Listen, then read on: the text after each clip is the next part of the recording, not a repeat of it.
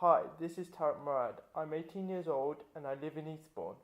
I am interested in assistive technology for the disabled because I have had cerebral palsy from birth. Assistive technology has a long history dating back to the first use of things like a walking stick for the lame and a cane for the blind. In more recent times, there have been important developments like the wheelchair, which have improved the mobility of many individuals who suffer from a range of disabilities. Earlier versions of the wheelchair were self-propelled by the user or perhaps by a parent or carer. More recent versions are battery powered, and this gives much more flexibility in their use. This is the kind of wheelchair I have myself, and it gives me great freedom.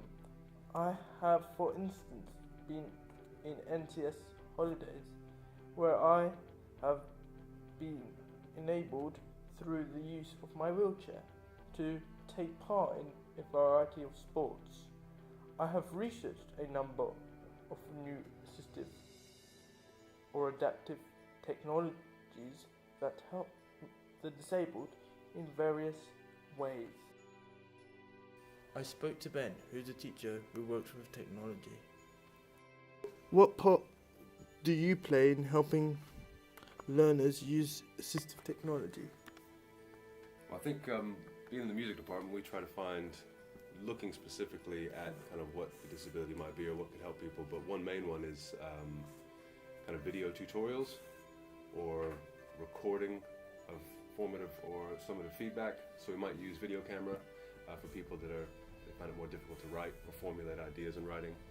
So we could use a video camera and we could just sit down and ask them questions, and then they can talk about things a bit more relaxed and express themselves a little bit better. And alternatively, sometimes use kind of what you got right there, little voice recorder, so that rather than them having to read feedback we've given them about something, they could then listen to it. So I could record myself talking about a piece of music or a project. I remember when I did the tutorial. Of course, for Explorer. Yeah, thank you, Ben. You're very welcome. I think that the Dan Vax iMac system is a particularly exciting development. The system gives people with cerebral palsy and stroke victims the ability to speak using only their eyes. Using a specific eye tracking system, users can interact with an on-screen keyboard. This allows them to enter words and phrases which are translated into spoken text. Professor Stephen Hawking famously uses a system like this to help him to speak. I met with Keith, who works at Learning Support at my college. What part do you play in helping learners use assistive technology? The part I play in helping learners use assistive technology is to assess what they need. Having assessed what they need is then to source it for them, and then obviously explain how it works so that they can then use it to the best of their ability in their particular lessons or needs. Okay, question 2, thanks for that. What do you think are the most helpful technologies for disabled people? That's a difficult question to answer because there's so many different things available, and it depends on the different type of disability. If I go with my specialism, which is the vision impaired, for example, I would say probably a screen reader. So a piece of software that will read whatever comes on the computer screen for somebody. But for maybe someone with dyslexia, it could be something as simple as a plastic coloured overlay that allows them to read words better. So you've got different ends of the scale there. And question 3, what are the newest breakthroughs in assistive technology? I think really it's the fact that things like with iPads and having Siri and things like this on these sort of technologies now, even down to smartphones. And finally, what would you say to people to encourage them to use technology for disabled people? I would encourage them just purely from the fact that it's going to make their lives easier. As simple as that. And you know, there is so much more stuff out there now, and it's just knowing about it. I mean, again, if I just take something like dyslexia, there is so much stuff out there for people with dyslexia, but it's knowing where to get it, who to get it from, how it's going to help. The trouble is you have organisations, if I go back to the visually impaired for example, you have organisations like the RNIB, but if you actually go and talk to a lot of people who've got a visual impairment and say to them, did you know when you get to a pelican crossing, when you press the button to wait for the signal to see it to come across, underneath there's a little whirly thing that tells you you can cross. And most people don't know about it, right?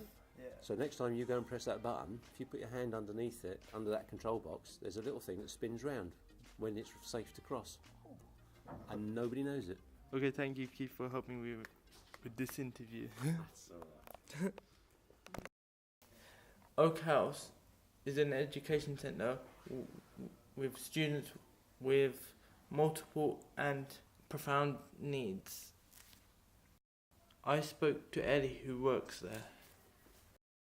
Can you give me some examples of assistive technologies that you use at Oak House? Yeah, so assistive technologies, we have use of iPads that some learners bring in for their own use, and they're equipped with specific apps such as read and write or widget symbols, which they can use for a PECS style organisation of the day. This helps learners to, as I said, organise the day and recognise objects and communicate wants and needs. Other examples include the Sensory Guru mat that we have, and that's an interactive mat which is on the floor and learners can manipulate the image when they're on it. This is a really nice sensory tool which allows learners to relax and get used to moving objects and dexterity. We have use of a smart board as well. Again, getting learners to cool. Getting learners to get up and down and move the smart board and interact in a different way. Can you give me a detailed example of one of the new technologies used at Oak House? Yeah, so we've discussed previously the Sensory Guru magic carpet. It's used on a projection which is based on the floor, and this projection is interactive, so when learners move the image, it reflects any movement that they've done, so it moves left, it moves right. You can play games on it, or it can be a nice relaxing little like fish pond, for example, which relaxes the learners. Could you outline the difference that the use of new technology makes to an individual student? Yeah, so the difference is that learners really embrace the sensory atmosphere with relation to the Sensory Guru mat. Learners really seem to like the atmosphere it creates in the class, and it enables students to relax and engage with their learner assistant. In Japan, there are robotic suits that can control your feet and make you walk. This is like a dream come true for me. It looks a bit creepy, but I'd love to have one of these. When I go back to Lebanon, I'm sad to see how the disabled are treated unfairly. Only the rich get the care they need. Creating this broadcast has shown me that there is a lot of amazing technology out there, but people in poorer countries can't afford afford them. I hope one day they will be available to everyone.